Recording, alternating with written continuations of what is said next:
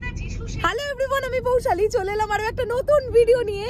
বন্ধুরা আমাকে একটু ইগনোর করো, কেননা ডে লাইট পড়ে গেছে বাইরে। আমরা অলরেডি মালদার উদ্দেশ্যে রওনা দিয়ে দিয়েছি এখন গাড়িতে।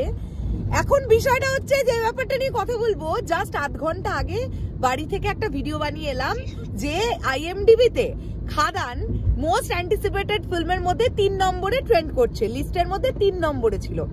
এক্ষুনি হাসান ফোন করলো এবং দেখতে পেলাম আধ ঘন্টা পরে সিচুয়েশনটা 3 থেকে 2 হতে পারে।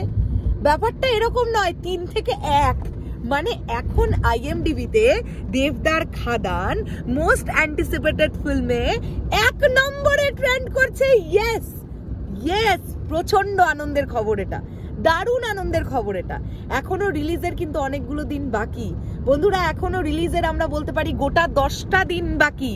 তারই মধ্যে এত বড় একটা রেকর্ড জেনারেট হলো, এটা ডেফিনেটলি ভীষণ ভীষণ ভীষণ আনন্দের। মানে প্রত্যেকজন দেবিয়ান্সের কাছে তো এটা অত্যন্ত আনন্দের ব্যাপার। এখন বিষয়টা হচ্ছে কি, দেখো এই যে আমরা এতদিন ধরে বলতাম না যে দেবদা তুমি গোটা বাংলা জুড়ে একটা প্রমোশন করো, আর যদি আমরা সেভাবে বলি এত বড় কোনো বাংলা সিনেমার প্রমোশন গোটা বাংলা জুড়ে আমার মনে হয় খাদান টিমই ফার্স্ট টাইম করলো। সেখানে তাদের লিস্টের মধ্যে যেমন হাওড়া আছে, যেমন ব্যারাকপুর আছে, তেমন শিলিগুড়ি আছে, তেমন মালদা আছে, আরো কত কত কত জায়গা আছে।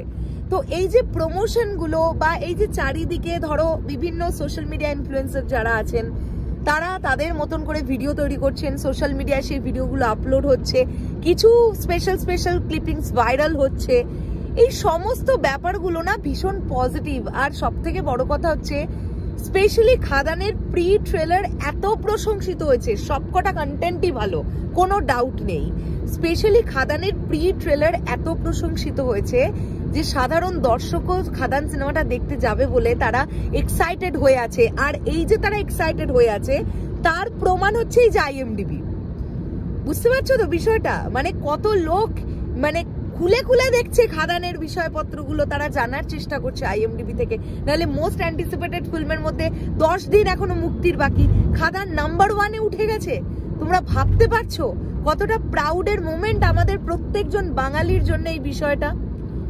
এবং আমি তো বারবার বলছি, এবং আমি বলিনি, স্বয়ং দেবদাই বলেছে যে যদি খাদান ওয়ার্ক করে, দেবদা যদি প্রত্যেক বছর, বেশি দরকার নেই, প্রত্যেক বছর যদি একটা করেও মেন স্ট্রিম মশালা ছবি দেবদা আনেন না, দেবদার ফ্যানেরা ভাই খুশি। দেবদা সব রকমের কাজ করুক, দেবদা যেমন পারিবারিক অডিয়েন্সের জন্য পারিবারিক ছবি বানাবে, দেবদা তেমন মাস অডিয়েন্সের জন্য মেন স্ট্রিম মশালা ছবি বানাবে, ঠিক দেবদা তেমন আমি তো চাইবো দেবদা আবার গোয়েন্দা গল্প নিয়ে কাজ করুক, আবার ব্যোমকেশ হোক, কেন হবে না, ডেফিনেটলি হোক।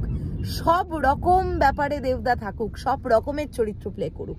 আর দেব এন্টারটেনমেন্ট ভেঞ্চার্স এমন একটা প্রোডাকশন হাউস, তোমরা খুব লক্ষ্য করলে দেখবে সব সময়ের জন্য এক্সপেরিমেন্টাল কাজ করে এসেছে, কখনো রিস্ক নিতে ভয় পায়নি দেব এন্টারটেনমেন্ট ভেঞ্চার্স।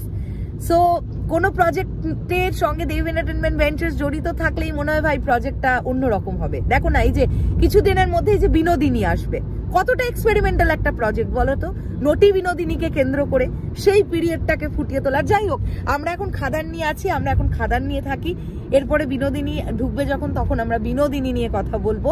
তো এটা দারুণ একটা আপডেট তোমাদের সঙ্গে শেয়ার করলাম। এখন আপাতত অন্ধকার হয়ে যাচ্ছে, আমাকেও পুরো কেলে ভূতের মতো দেখতে লাগছে। এখন চললাম, দেখা হচ্ছে আবার খুব শিগগিরই, টাটা।